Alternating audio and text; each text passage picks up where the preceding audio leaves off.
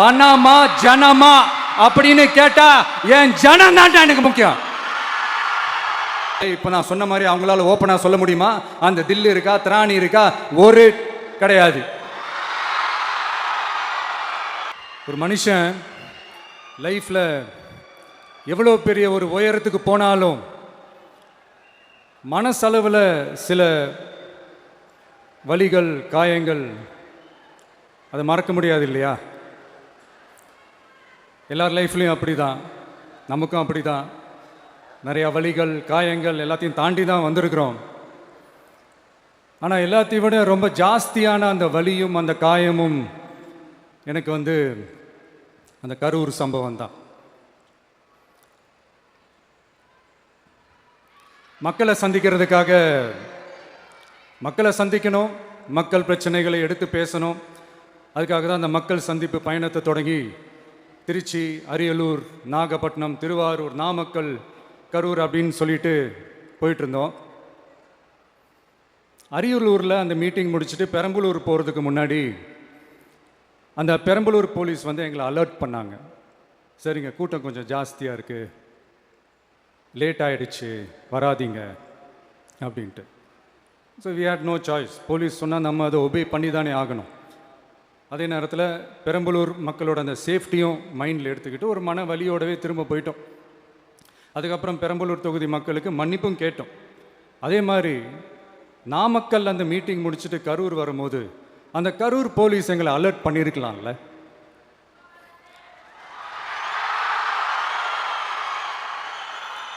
இல்லை சார், இங்கே எதிர்பார்த்ததை விட கொஞ்சம் கூட்டம் அதிகமாக இருக்குது, கண்ட்ரோல் பண்ண முடியல, வராதிங்க. அண்ட் போலீஸ் நினச்சா அவங்க அந்த மீட்டிங்கே கேன்சல் பண்ணலாம். ஏதோ தப்பாக இருக்குது, ஏதோ தப்பாக தோணுது அப்படின்னு நினச்சிட்டாலே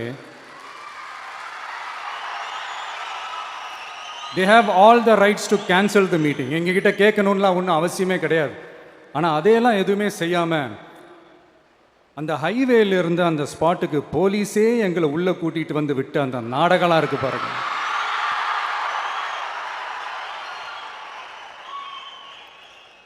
நம்பிட்டேங்க, முழுசாக நம்பிட்டேன்.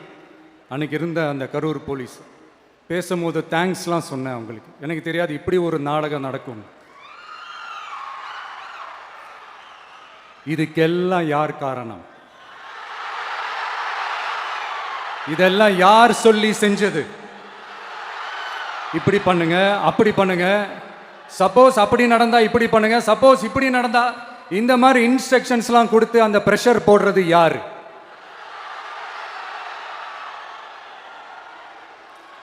அந்த சம்பவத்தில் நம்ம யாரெல்லாம் இழந்திருக்கோம் தெரியுமா? ஒரு டிவியில் என் படமோ பாட்டோ வந்துச்சுன்னா, அம்மா விஜய் மாமா, அம்மா விஜய் மாமா அப்படின்னு சொல்லி அவங்க அம்மா கிட்ட சிரிச்சுக்கிட்டு அந்த டிவி ஸ்க்ரீனை போய் தொட்டு முத்தம் கொடுத்துக்கிட்டு என் அக்கா தங்கச்சிங்களோட தங்க பிள்ளைகளை இழந்திருக்கோம்யா. மழலை கூட சரியா வராதப்போ ஒரு பேப்பர் மேகசினில் என் ஃபோட்டோவை பார்த்தா அது சிரிச்சுக்கிட்டு அந்த கள்ளங்கபடம் இல்லாத அந்த சிரிப்பு, அந்த கடவுள் மாதிரி இருக்கிற அந்த பச்சை பிள்ளைங்களை இழந்திருக்கோம்யா. என் அக்கா தங்கச்சி, அண்ணன், தம்பி, குடும்ப உறவுகளை இழந்து அந்த வலியோட இருக்கிற என்ன நீங்க ஏளனமா பேசுறீங்களா? என் மேல பழிய தூக்கி போடுறீங்களா? இப்படி ஒரு சம்பவம் நடந்துருச்சு. இது ஏன், எதனால, அதுக்கான பின்னணி என்னன்ட்டு அந்த வலியோட வீட்டில் உட்கார்ந்துட்டு இருக்கிறேன். ஓடி ஒளிஞ்சிட்டான்னு வர சொல்றீங்களா? வாயின்னு முன்ன இருந்தா என்ன வேணாலும் பேசுவீங்களா?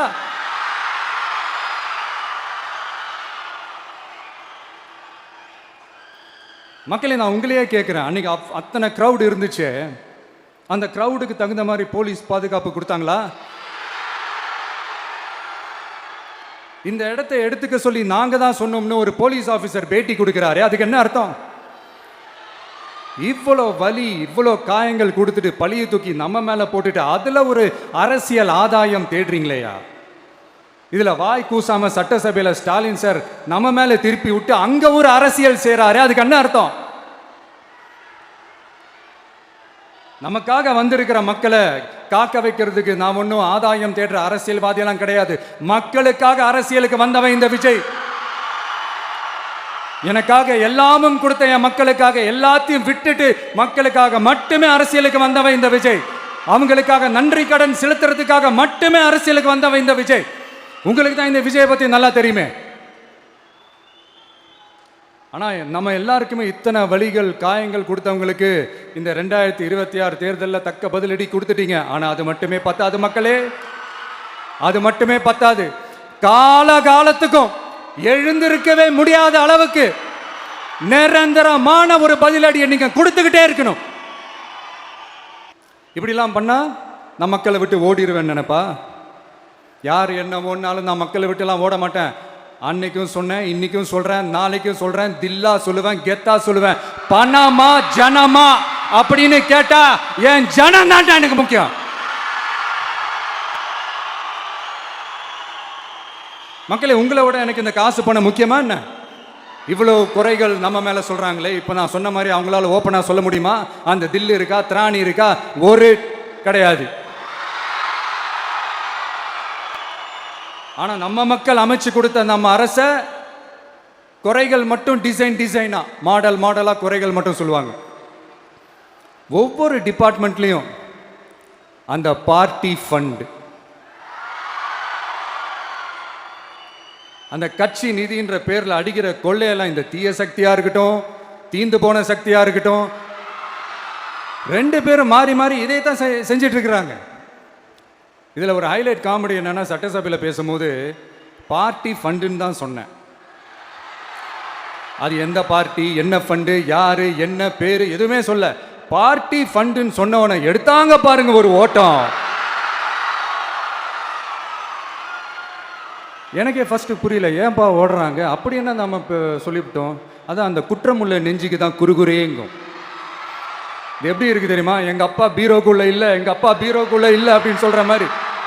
ஐயோ, ஏன் கேட்குறீங்க? இவங்களோட செம்ம கூத்தா இருக்குங்க, செம்ம ஃபன்னா இருக்கு. சென்னையில் ஒரு பாலம் கட்டுறதுக்காக நார்மலாக ஆகிற செலவை விட அதிக செலவில், கிட்டத்தட்ட டபுள் மடங்கு செலவில் ஒரு டெண்டர் ஒன்று விட்டுருக்குறாங்க. அதையெல்லாம் தோண்டி எடுத்து அதெல்லாம் இப்போது கண்டுபிடிச்சி கேன்சல் பண்ணியிருக்கிறோம். இன்னும் எத்தனை கோடி ஊழல், எத்தனை லட்சம் குடல் தோண்ட வருமோ எங்களுக்கே தெரில. ஒவ்வொரு முகமுடியாக கிழியுது. ஐயோ, இந்த விஜய் ஒவ்வொரு கதையாக எடுத்து வெளியில் விட்டுருவான் போலேன்ட்டு திரும்புகிற பக்கம்லாம் கதறல் கதறல் கதறல், காதலேருந்து ரத்தம் வராத குறை. ஆமாம், இப்படி ஊழல் ஊறி போனவங்க இப்படி தான் இருப்பாங்க. இந்த 50-55 நாட்களில் அங்கே செஞ்ச சில விஷயங்கள்லாம் சட்டசபையிலே எடுத்து சொன்னேன். பட் இங்கே ஒரு சில விஷயங்கள் சொல்லணும்னு நினைக்கிறேன். இந்த மின்சாரத்துறையில் இதுக்கு முன்னாடி போட முடியாமல் இருந்த அந்த பதவி உயர்வை இப்போ தான் எங்களால் போட முடிஞ்சது.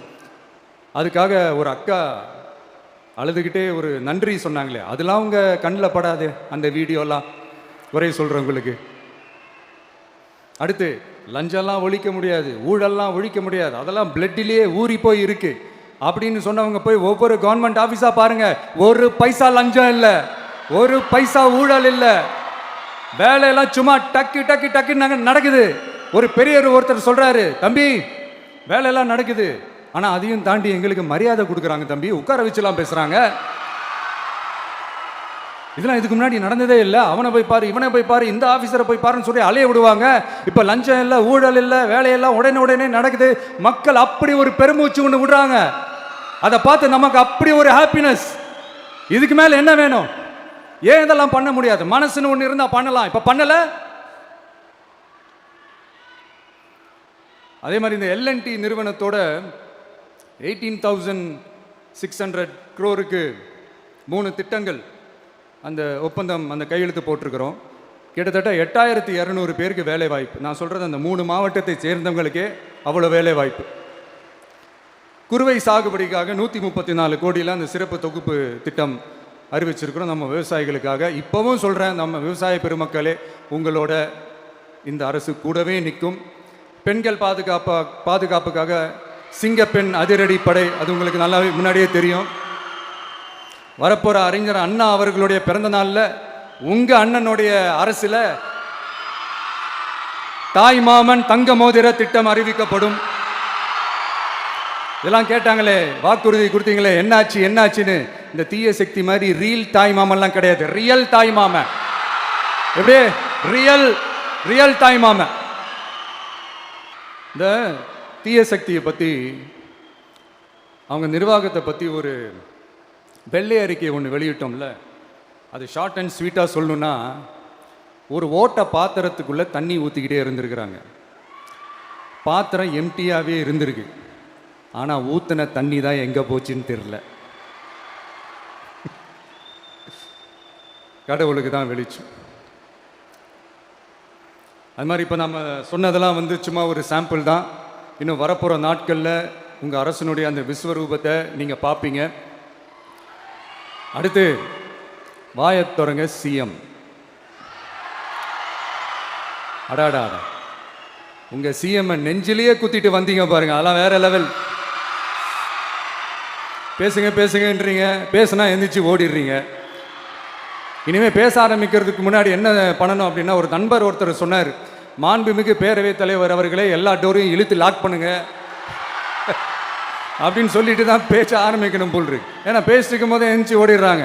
5 நிமிஷம் பேசுனதுக்கே குளத்தூர்ல கொத்து பரோட்டா போட்டாங்க. இதுக்கு மேலே பேசினா மொத்தமாக முடிஞ்சிடும், பார்த்துக்கங்க. நாம் அரசியல் பேசினா விஜயெல்லாம் அரசியல் பேசலாமா அப்படிங்கிறது. சரிப்பா, நமக்கு எதுக்கு வம்பு, நம்ம பாட்டுக்கு நம்ம வேலையை பார்ப்போம், எதுக்கு அவங்கள பற்றி பேசிக்கிட்டு அப்படின்னு இருந்தால் விஜய்க்கு அரசியலே பேச தெரில அப்படிங்கிறது. இப்படியே மாறி மாறி மேகதாது அணையை பற்றி என்ன தெரியும், விஜய் அதை பற்றி பேசலை. இப்படி நம்ம அரசியலுக்கு வந்ததுலேருந்தே ஒரு கூட்டம் குறை மேலே குறையா சொல்லிக்கிட்டு, பாட்டுக்கு பாட்டு கச்சேரி எங்களுக்கும் பண்ண தெரியும், பண்ணலாமா? இந்த மேகதாது அணை சம்பந்தமான அந்த வழக்கில் தமிழ்நாட்டோட பெட்டிஷனை சுப்ரீம் கோர்ட் எப்போ ரிஜெக்ட் பண்ணிச்சு? அப்போ யார் ஆட்சியில் இருந்தா? ஏன் ஒழுங்காக வாதாடல? நீங்கள் ஒழுங்காக வாதாடி இருந்தீங்கன்னா அதை ரிஜெக்ட் பண்ணியிருக்க மாட்டாங்கல்ல. ஏன் ஸ்டாலின் சார் வேணும்னே விட்டுட்டாரா? ஏன் இப்படிலாம் கேள்வி கேட்கலாமா? இப்படிலாம் கேள்வி கேட்டால் தான் மேகதாது அணையை பற்றி பேசுனதா அர்த்தமா? ஏன் அந்த ஸ்டேட்டு சிஎம் பேசுகிறாரு, நீங்கள் ஏன் பேசலை அப்படின்னா, நம்ம ஸ்டேட்டோட உரிமையை எங்கே நிலைநிறுத்தணுமோ அதுக்காக வேலை பார்க்குறது மட்டும்தான் முக்கியம். சும்மா சவால் விட்டுக்கிட்டு சீண்டிப்பார், நான் யார் தெரியுமா, தொட்டுப்பார், இப்படிலாம் பேசிக்கிட்டு இருந்தால் வேலைக்கு ஆகாது. சும்மா பேசி பேசி பிரச்சனையை வளர்த்துக்கிட்டு யார் மேலேயாவது பழியை தூக்கி போட்டுட்டு அப்புறம் மக்களை அம்போன்னு தெருவில் விட்டுட்டு இப்படி தான் ஒரு அரசியல் பண்ணணும்னா அந்த அரசியல் நமக்கு தேவையும் இல்லை, அது நம்ம செய்யவும் போகிறதில்ல. Talk less work more mode தான், அதுதான் நம்ம பாலிசியே. அதனால தான் சட்டசபையில் அந்த அரசினர் தீர்மானம்னு சொல்லி ஒன்று கொண்டு வந்தோம். அது எப்படி டு டேக் இட் ஃபார்வர்ட், எப்படி கொண்டு போகணுமோ அதை சரியாக செய்வோம். சென்ட்ரல் கவர்மெண்ட்லேருந்து அந்த டீலிமிட்டேஷனை திரும்ப கொண்டு வர போகிறதா ஒரு பேச்சு ஒன்று அடிப்படுது. யார் என்ன டீலிமிட்டேஷன் கொண்டு வந்தாலும் தமிழ்நாடு அது ஒத்துக்காது. நமக்கான இடத்தை யாரும் பறிக்கவும் முடியாது, அது பறிக்கவும் விட மாட்டோம். இப்படி நாம் இருக்கும்போது இந்த தீய சக்தி திமுக எங்கே போய் நிற்குது, யார் கதவை தட்டிக்கிட்டு நிற்குது, அது உங்களுக்கே நல்லா தெரியும். மக்களே, இந்த தீய சக்தியும் தீந்து போன சக்தியும் வேறலாம் இல்லை, கூட்டு களவாணிங்க. சொல்ல முடியுமா அவங்களால? எங்களுக்குள்ள ஒட்டும் இல்லை, உறவும் இல்லை, அறிவிக்க முடியுமா, நிரூபிக்க முடியுமா? இந்த வரப்போகிற இடைத்தேர்தலில் அதை நிரூபித்து காட்டுங்க, அப்புறமா பேசுங்க. மக்களை, என் மனசை விட்டு கரூர் எப்பவும் நீங்கவே நீங்காது. நமக்கு ஏற்பட்ட வேதனையான சம்பவத்தை, நமக்கு எதிராக நடந்த சதியை, சூழ்ச்சியை இனி வர்ற ஜென்ரேஷனும் அவங்களுக்கு தெரியப்படுத்தணும்ல.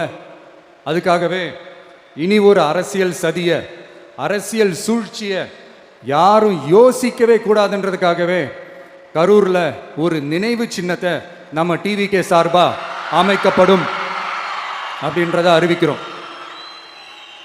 அப்புறம் கரூர்லேருந்து ஒட்டுமொத்த தமிழ்நாட்டு மக்களுக்கும் சொல்கிறேன், உங்கள் டிவிகே அரசு உங்களுக்காகத்தான் உழைக்கும். அடிப்படை வசதிகளை முதல்ல நிறைவேற்றணும். ஒரு பக்கம் நிதி நிலைமையை சரி செஞ்சுக்கிட்டே, இன்னொரு பக்கம் அப்படியே நாம் சொன்னதில் ப்ரையாரிட்டி பார்த்து ஒவ்வொன்றா படிப்படியாக நிறைவேற்ற ட்ரை பண்ணுவோம். இது எப்பவும் உங்களுக்கான அரசாக தான் இருக்கும். இந்த விஜய் உங்கள் விஜயாக தான் இருப்பான். நீங்கள் உரிமையோட உங்கள் கவர்மெண்ட்டை நீங்கள் அணுகலாம். இந்த தீயசக்தி ஆட்சி முடிஞ்சு பொட்டிக்குள்ளே போனதுலேருந்து என்னென்னமோ பண்ணுறாங்க, ஏதோ பேசுகிறாங்க, சோஃபாங்கிறாங்க, வாஷிங் மிஷினுங்கிறாங்க. இந்த அரசியல் வியாபாரம் பண்ணுறதுக்கான அந்த வெண்டிங் மெஷினே அவங்க தான். யார்? இந்த திமுக. இதில் நம்மளை பார்த்து வாஷிங் மிஷினுங்கிறாங்க. எலெக்ஷனில் ஓட்டுக்கு காசு கொடுக்குற அந்த கலாச்சாரத்தையே, அந்த கல்ச்சரை அடித்து நொறுக்கி இருக்கிறோம். எலெக்ஷன்லேயே அப்படி வேலை பார்த்த நமக்கு எதுக்கு இந்த குதிரை, கழுதை, ஒட்டக பேரெல்லாம்? மக்களின் பக்கம். அப்படி இருக்கும்போது நமக்கு எதுக்கு இந்த பேரெல்லாம்? இந்த திருட்டு திமுக ஆட்சியை வச்சுக்கிட்டு ஊரடிச்சு ஒலையில போட்டு இந்த கொள்ளையை அடிச்சதுனால தான் உங்க கரூர் கம்பெனி ஓனர் ஒருத்தர் எங்க எங்க இருக்காருன்னே தெரியாம ஓட்டு ஓட்டு ஓட்டு ஓட்டு ஓட்டு ஓட்டு ஓட்டு ஓட்டு வராம் பாரு வேட்டக்காரன் ஓடினே இருக்கிறாரு. இன்னொருத்தர் ஃபாரின்ல போய் ஒளிஞ்சுக்கிட்டார். ஃபாரின் உடனே ஸ்டாலின் சார் நினைச்சிட போறீங்க. அவர் இல்லை. எனக்கு எப்பவுமே ஸ்டாலின் சார் மேல ஒரு தனி பாசம் ஒன்று உண்டு. அவர் கிடையாது, இவர் வேற. சிங்கப்பூருக்கு செக்கப்புக்கு போனார்ல அவரு. இன்னும் தோண்ட தோண்ட எத்தனை பேர் மாட்ட போறாங்களோ தெரியல. உங்ககிட்ட யாராவது லஞ்சம் ஏதாவது கேட்டாங்கன்னா கொடுக்க முடியாது சொல்லுங்க, நான் இருக்கேன் உங்களோட. அப்படியே யாராவது ஃபோர்ஸ் பண்ணாங்கன்னா இது எங்க மகன், எங்க புள்ள, எங்க அண்ணன், எங்க தம்பி, எங்க விஜய், எங்க விஜயோட ஆட்சின்னு ஸ்ட்ராங்கா சொல்லுங்க. மக்களை நீங்க கூட இருக்கும் போது லஞ்ச ஊழல் மட்டும் இல்லை, அதிகாரத்தை வச்சு ஆட்டம் போடுற யாரா இருந்தாலும் அடங்கிடுவாங்க. இந்த கடமை கண்ணியம் கட்டுப்பாடுன்ட்டு ஒரு காலத்தில் கொள்கையோடு இருந்த கட்சியெல்லாம் இன்னைக்கு எப்படி இருக்கான்னு உங்களுக்கே தெரியும். அதாவது இந்த டிவிகே கட்சியோட தலைவரை எதிர்க்கிறதுல ஒரு நியாயம் இருக்கு. ஏன்னா உங்க பொழப்புல மண்ணள்ளி போட்டான். என்ன இந்த ஊழல் லஞ்சம்லாம் பண்ண மாட்டேன்னு சொல்லி உங்க அரசியலே ஒரு தெருமுனைக்கு கொண்டாந்து விட்டான். மக்கள் வேற அவனை தான் நம்புறாங்க. ஸோ இந்த விஜயை எதிர்க்கிறதுல ஒரு அரசியல் நியாயம் இருக்குது, அதை புரிஞ்சுக்கலாம். ஆனால் இன்னைக்கு இந்த விஜயை மக்கள் ஓட்டு போட்டு ஜெயிக்க வச்சு ஒரு தீர்ப்பை கொடுத்து மக்களுக்காக வேலை செய்யறதுக்காக முதலமைச்சராக உட்கார வச்சிருக்கிறாங்க. இன்னமும் நீங்க தான் ஆட்சியில் இருக்கிற மாதிரி விஜய் கரூருக்கெல்லாம் போகக்கூடாது, விஜய் இங்க போகக்கூடாது, அது செய்யக்கூடாது, இது செய்யக்கூடாதுன்னு எனக்கு புரியலையே. ஆட்சியில் இருக்கும் போது தான் இவ்வளோ கட்டுப்பாடெல்லாம் போட்டீங்க, எஸ்ஓபிஸ்லாம் போட்டீங்க, ஸ்டாலின் சார் ஆப்ரேட்டிங் ப்ரொசீஜர்லாம் போட்டீங்க. இப்போவும் அதே பண்ணிட்டு இருந்தீங்கன்னா என்ன சார் நியாயம்? இல்லை நான் தெரியாம தான் கேட்குறேன். இன்னும் கனவுலையே இருக்கிறீங்களா? முதல்ல முழிச்சு வாங்க, ரியாலிட்டிக்கு வாங்க. உங்க ஆட்சியெல்லாம் வீட்டுக்கு போய் டிவிக்கேன்னு ஒரு ஆட்சி வந்து ரொம்ப நாள் ஆச்சு. ஒழுங்கா படி என்று சுப்ரீம் கோர்ட் ஓங்கி மண்டேலியே நறுக்கு நறுக்கு நறுக்கு என்று செம்மட்டியாலே அடிச்சும் இந்த திமுக முழிச்சிக்கல அப்படின்னா அப்போ கொஞ்சம் கஷ்டம்தான். வெற்றி தோல்வியெல்லாம் அரசியல சகஜம் சார். அதுக்காகலாம் வெறி பிடிச்சி இந்த பதவி வெறி பிடிச்செல்லாம் அலைய தேவையில்லை. நல்ல விதமாகவே சொல்கிறேன், நியாயமான அரசியல் பண்ணுங்க. ஓ அதுதான் உங்களுக்கு தெரியாதுல்ல. இந்த தீய சக்தி திருத்தவும் முடியாது, அவங்களா திருந்துவாங்கன்னு பார்த்தா அதுவும் நடக்க போறதில்ல. அதனால வரப்போற இடைத்தேர்தலில் மக்களே இந்த தீய சக்தி திமுகவை நல்லா வெச்சு வெளுத்து விடுங்க. கான்பிடண்டா இருங்க மக்களே, நல்லதே நடக்கும், வெற்றி நிச்சயம். மீண்டும் சந்திக்கும் வரை நன்றி, வணக்கம்.